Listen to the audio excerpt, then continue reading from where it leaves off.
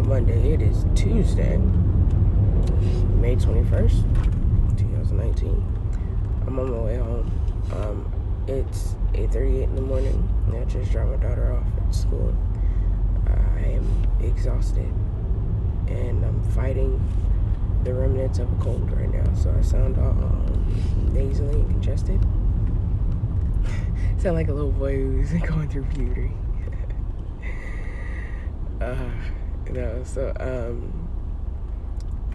I just wanted to, I haven't blogged in a while, whatever this thing's called, in a while, since I had the little crisis and the realization that the struggle is still real. Was that like 2 weeks ago? So I am operating right now off of about 2 hours of sleep. I went and trained last night because I figured, I would sweat, which would be good because it'd help get all this stuff out. And then I got home and, did the mom thing, got my kid ready for bed and made dinner and that kind of stuff. And then called myself adulting and put on a face mask, take care of my skin because I haven't been lately. That's like one of the things that I realized is that when stuff starts to happen, when things start to happen circumstantially, I start to neglect myself. And I'm really tired of that. Like, I'm tired of outside forces affecting the way that I treat myself. And so washing my face and putting on a face mask does not seem like a big deal. But for whatever reason, while experiencing all of these things, it felt like a luxury that was too nice for me to have. And so I didn't do it. And now that everything is like tapering out and balancing back out again, it's like I've given myself permission to wash my face and apply a face mask to make sure that I don't break out because I got chronic acne.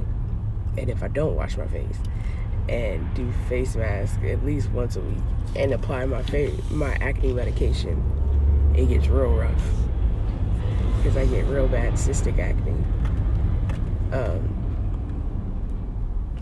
So yeah, and for whatever reason it was a luxury and I didn't do it, and my face was breaking out really bad, which was making me feel worse because my face was breaking out. And for people who don't have cystic acne, not only is it not nice to look at, but it hurts, and you can't do anything about it because it's under the skin. So it's not like it comes to a head and you can just pop it and be done. Nope, it just sits there and it's painful and it's just on your face. And then because I'm light, it's all red and angry looking and just staring at you. So yeah, I realized that circumstances cause me to neglect myself because it's like I have to punish myself for whatever happened, even if it's not my fault. Like, what happened isn't my fault, so, but I still had to punish myself for it. And I'm tired of that. I really want to get to the place where my self-love and self-care isn't contingent upon everything else. And I realized that the reason that it's that way is because I didn't get it. And so, like, a lot of people like to say that, your self-esteem is your esteem of self, or your self-love, like, it's self-love, it's self-care, it's something that you give yourself. But you can't know how to, you won't know how to give yourself something unless it's given to you first. And so, like, I like to think of, like, my youngest daughter. I tell her she's beautiful every single day. I tell her that she's smart every single day. I tell her that she's funny every single day. I tell her that there's nothing that she can't do, that she always has to try every single day. And I've been doing it since she was born, from the day she was born, I've done it. And so, because I put that in her, she can bring it out. And so she's this amazing little person who is confident and unafraid and thinks she's beautiful.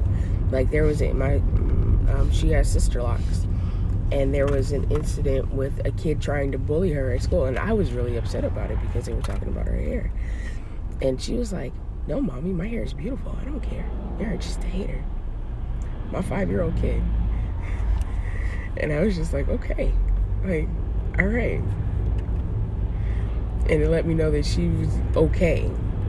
Like, the foundation of confidence, and I don't mean like arrogance, the foundation of confidence in who she is that I've placed in her is so strong that something as simple as that did not shake her, because I have affirmed her entire life. So somebody else's opinion or whatever else doesn't matter. And so realizing that something that I'm giving my daughter now, I was never given. So I don't have a foundation to create my self-worth. I started with a deficit, and the deficit has been continuing to grow as I age, with going into foster care, with being homeless, with being a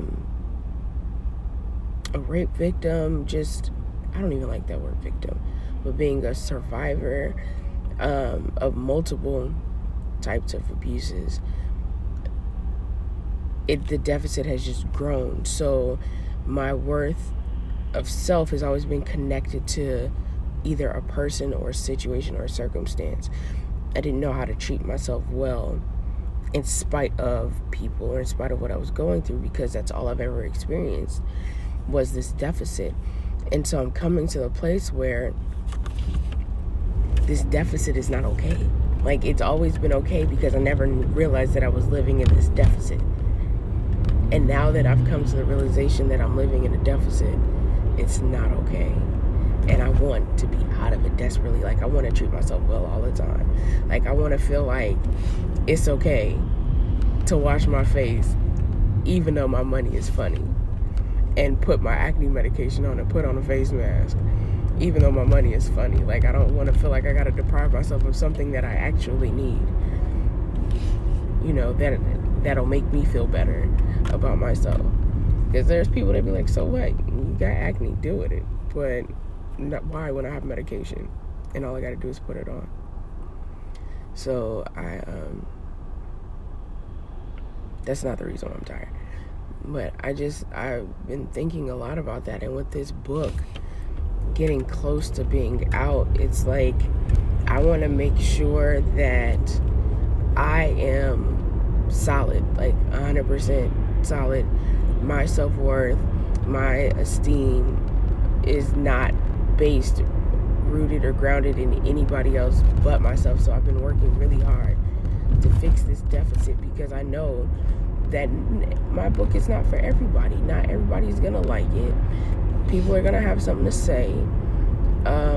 They're gonna judge, they're gonna critique, they're gonna say what they shoulda, coulda, woulda if they were me, and all this other stuff. And I have to be strong enough to withstand that. I cannot let what people say tear me down, because for every person that my book is not for, I'm sure that there's 5 people that it is for, and those 5 people are the ones that matter, because it may help them, it may encourage them, it may give them hope, it may do something for them. So I have to make sure that I'm okay, so that way the one negative person doesn't get in the way of the 5 positive people, because I've let that happen for so long, and I'm over it. It took 30 years, but I'm over it finally. So I just wanted to, I don't know, that's kind of where I'm at right now. That, and just like a general anxiousness with this book, because it's taking forever, or it feels like forever. This last part feels like the longest part, even though I wrote for 13 months. From January 2018 all the way up to March 2019. What is that? 12, 13, 14 months. This last stretch is killing me. Or it feels like it's killing me. I'm not dying. I ain't dead yet. But it feels like it's killing me because now it's like, it felt like the hardest part was done, bearing my soul in these pages, but it's not, because now I got to go back over it, and I got to do this, and I got to do that, and this, and that. And being patient in this process, being patient while I'm unknown. And my, what did Pastor Mike Todd say? Being patient in private. Because this is my secret place right now. All the stuff that I'm doing is the little secret place where nobody knows about, and it's all stuff. But, yeah, staying up late to do this and all this other stuff. So, I have a meeting at 10 o'clock today to help come up with a marketing plan. To come up with a marketing plan. I have a meeting at 1:45 today to do that. I am all kind of backwards. I went to the laundromat at 1:45 today to wash because I have a meeting at 10 a.m. and I have to come up with a marketing plan. Now, if I would have waited, then that means I couldn't go to the gym. So, in order to make sure that I can go to the gym, because I still want to be able, I'm working on losing weight, and more than just losing weight, like I do martial arts, and I want to finally compete. I've been doing this for 2 years now, and I want to be able to compete, but I'm just too big, so I gotta lose the weight. So I've lost 30 pounds so far, and I gotta lose another 43 to be in the range for competing. So, yeah. So if I would have washed clothes this morning, I wouldn't be able to go to the gym, and I'd just be washing and chance being late for my meeting. So instead of doing that, I waited till 1:45. Well, not intentionally, but at 1:45, I realized I should just go wash clothes, and so that's what I did. I washed clothes. I got home. Then I thought it was a great idea, since I was home and up already, to start cleaning up. So then I started cleaning up, and by the time I did all of that stuff, it was like 4:30. And then, because that's not enough, I decided to read a book, because, well, why not? So I read like a couple pages, not much. I didn't do anything real deep. I read a couple pages of this book called When Love Covers by my pastor, and I fell asleep at about 5. And then I got back up. I woke up at 6, looked at the clock when I should have been I usually get up at about 5. So I looked at the clock at 6 and was like, I'll go back to sleep. Woke up at 7:55. And I gotta leave the house at 7:50 to get my kid to school on time. So I woke up 7:55, jumped up, got her ready, got her to school. By 8:27, she was only a minute late.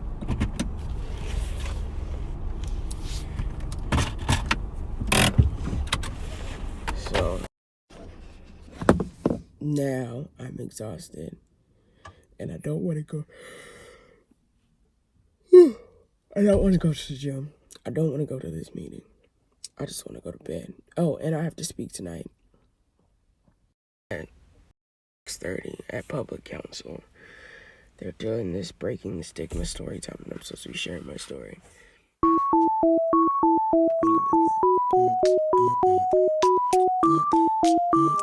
Patience, we need to be patient. We need to be patient. We need to take this, because you might start with the book cover, and I know that you're going to want to keep the basic concept, but it might take a little while to work to get like the exact font you want, the placement, make sure that it looks exactly the way I want it to. This is the other thing too.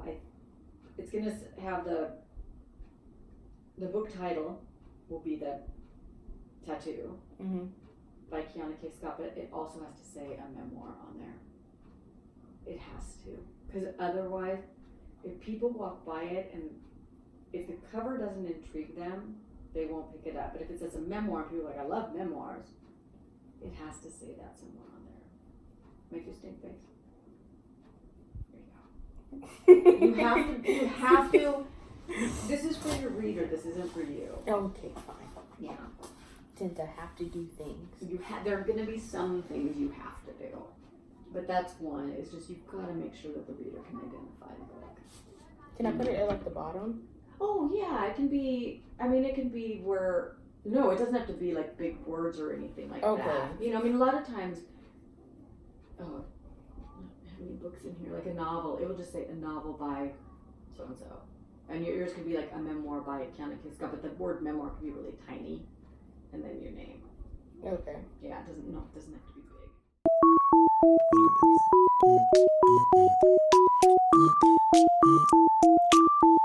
As stated, I was homeless for 11 years.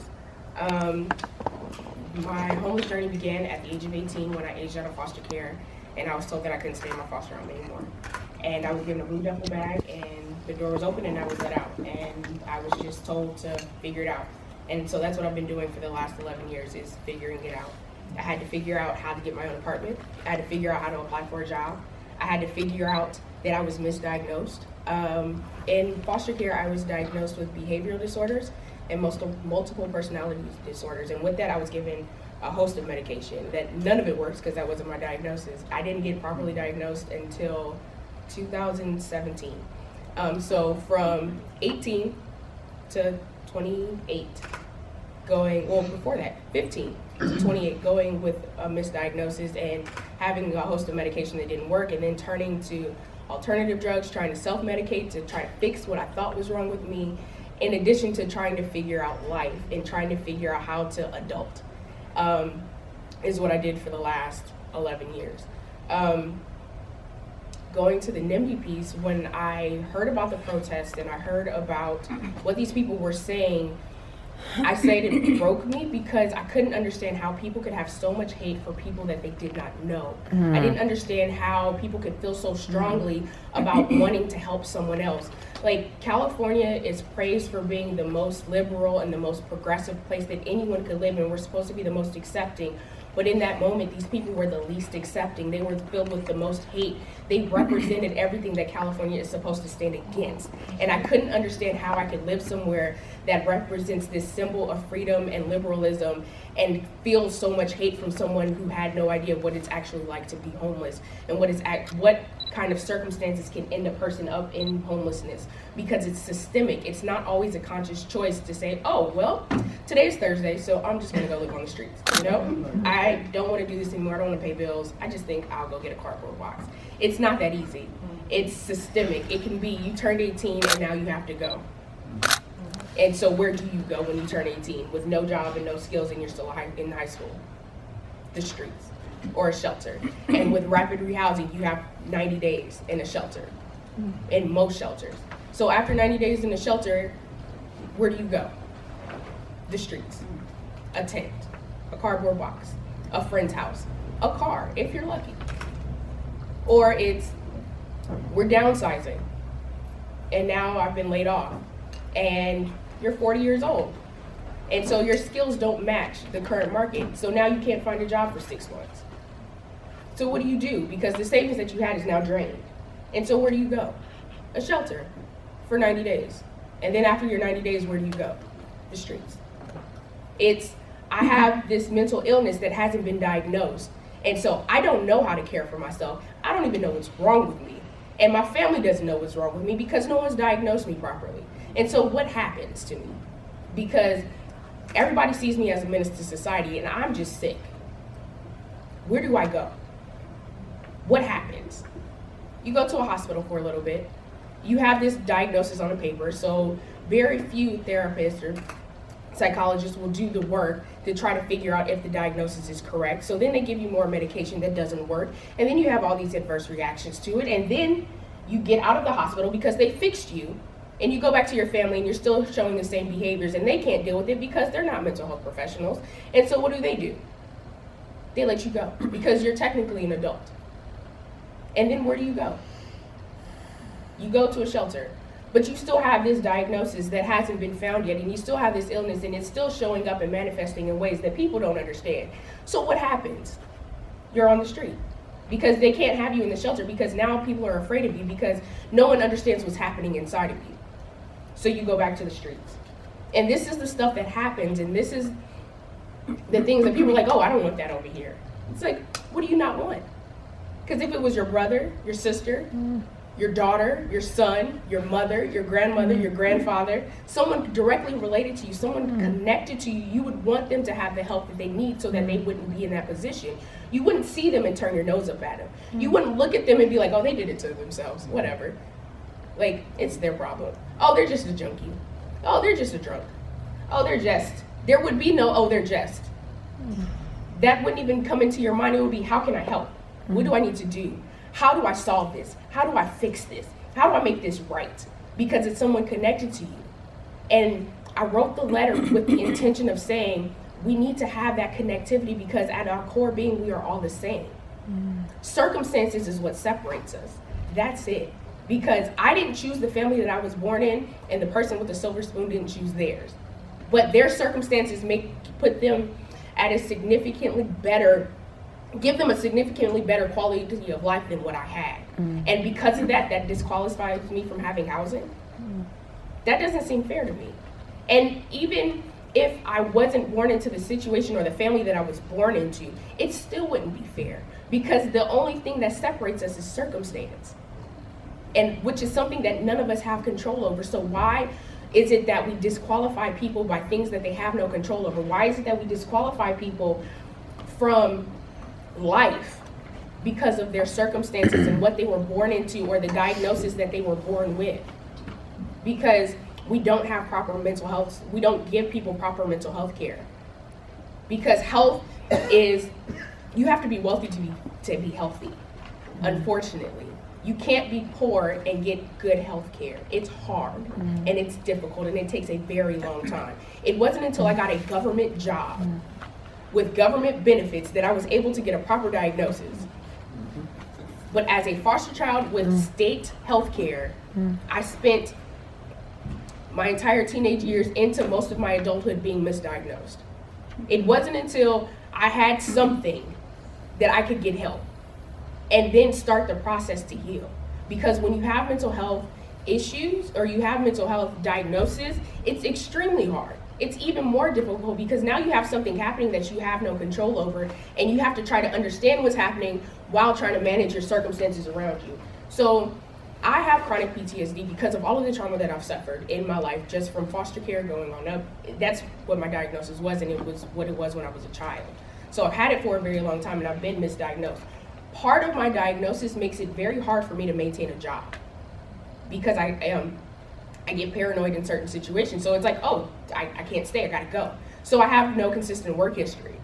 So then if I can't stay somewhere for more than 6 months at a time, and then I go apply for a job and I'm 30, they're like, why haven't you job hop? Like, this looks bad. So we're not gonna hire you, sorry.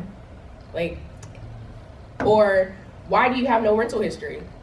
I couldn't stay there because my neighbors were too loud, and they don't know that them being loud is a trigger for me, so I had to leave. And I don't know how to advocate for myself or even articulate what's happening, so I just left.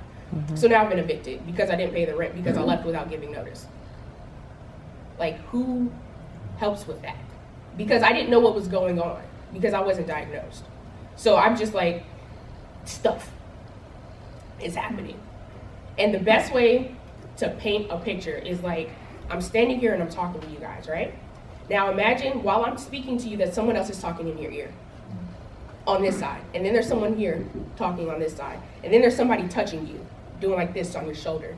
Could you imagine how hard it would be to pay attention to what it is that I'm saying right now if you have all of that happening at one time? Could you imagine how hard it would be to try to articulate that to somebody who has no idea? And you're supposed to pay attention to what it is that they're saying, and you're supposed to function an adult. You're supposed to go to work and you're supposed to sit at this desk for 8 hours a day and do your job. Don't get up. Why are you walking around? Like, what is happening? A normal adult can sit here and do this job. Why can't you sit here?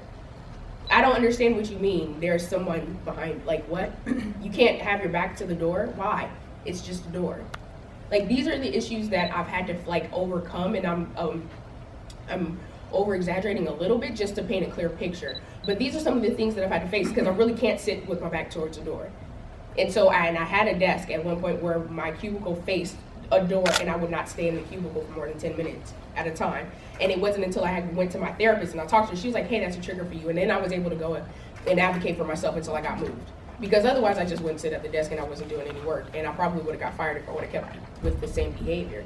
So imagine someone who has state health care or no health care at all, trying to go into a job and function without realizing that they're being triggered. How hard it is for them. So how can you, to have housing, you have to have income. And how can you have income if you can't work? Because you have this stuff happening and you don't know what's happening because nobody's taking the time to really figure it out. Because people just want to get a paycheck and go. Because it's not really their problem. I wanted to make people aware that there's more to what you see than just someone being on the streets. I wanted people to realize, to really think there's more to these people than what first of all, they're people. And we take away people's humanity when we talk about homeless people. We call them transients, we call them any number of things, everything except for a human being. We take away their identity. When you're homeless, you know that you're homeless. You have this it's an instant inferiority complex that you take up on yourself because you know that you are less than, because you're living at a quality of life that is less than everyone else. You are aware of these things. This is not something that someone has to say. So if I already have this complex and I'm having these mental health struggles, why do I need someone else to come and turn their nose up at me? Like, that doesn't help. Why do I need someone else to come and tell me that I did this to myself when I really didn't? And now because they said that, now I have to try to figure out, because it sends you on a mind trip. It's like, well, did I do this to myself? Well, how could I have done this to myself? All I did was turn 18. Well, how could I have prevented myself from turning 18? I really couldn't. So maybe I could have just stayed where I was at. Did I not beg? Should I have begged to stay in the group home? But then if I would have begged, what would have happened? Like, did I do this? How could I have stopped this? And this is the conversation that happens. That's the picture of the conversation that happens when you tell somebody they did it to themselves. You're like, well, how? Wait, what? I did it? How did I do this? How could I not do it? Well, if I did it, how can I undo it? And you put people in this box where you tell them they have to fix themselves, and it's not their problem to fix. They're a part of a bigger problem. And I wanted to challenge people's thinking in that. I wanted people to see homeless people as people, because we are. Like, just because I've had to live on the streets, just because I've had to beg people for money, just because I've had to stay in tents, just because I couldn't afford a hotel room to shower and I've had to just wait for the rain so I could wash up a little bit, just because I've had to do these things does not take away my humanity. And when we say not in my backyard, I don't want to be bothered. I don't want to see it. I don't care. I roll my window up, and when I see you on the corner and I see you and I'm coming off the freeway, I turn my head and I look the other way because I don't want to see what you have going on. You strip away their humanity even more. You take away their hope. You're killing them without ever having to touch them, because you confirm what they already know.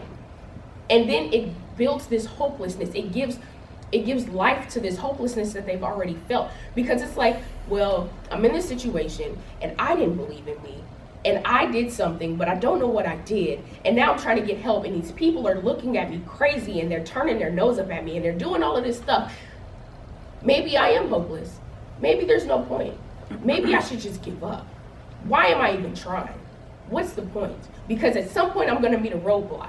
At some point, I'm going to run into someone who's going to ask too many questions that I don't have the answers to, and I'm going to get frustrated, and I can't get the help that I need anyway. And when I do get a little bit of help, there's a time limit on it, and I can't control that time limit, and I still have this stuff going on that I don't have time to deal with. Why am I trying?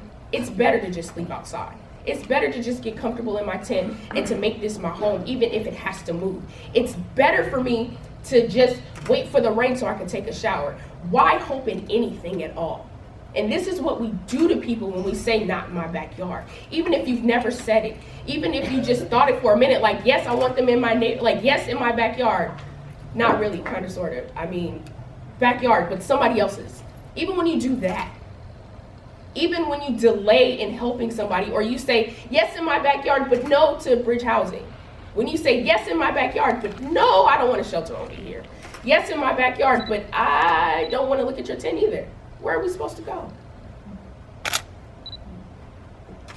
If we can't have the bridge housing, if we can't have the shelters, if we can't have fair, affordable housing without discrimination, where are we supposed to go? We can't even have the sidewalk? Not even the sidewalk? You don't want to walk past this while you go into your house with your heat and your AC and your showers and your refrigerator full of food? We can't even have a sidewalk. Like, this is the reality that people like myself have had to face and had to overcome. And even standing here is not easy, and bearing this, like sharing this truth is not easy. Because it opens me up for scrutiny.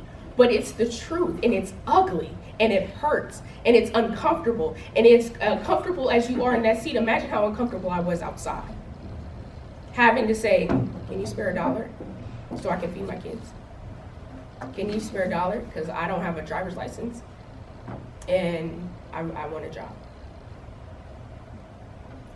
Imagine how uncomfortable I felt having to explain to my 5-year-old kid that she can't eat tonight because I don't have any money.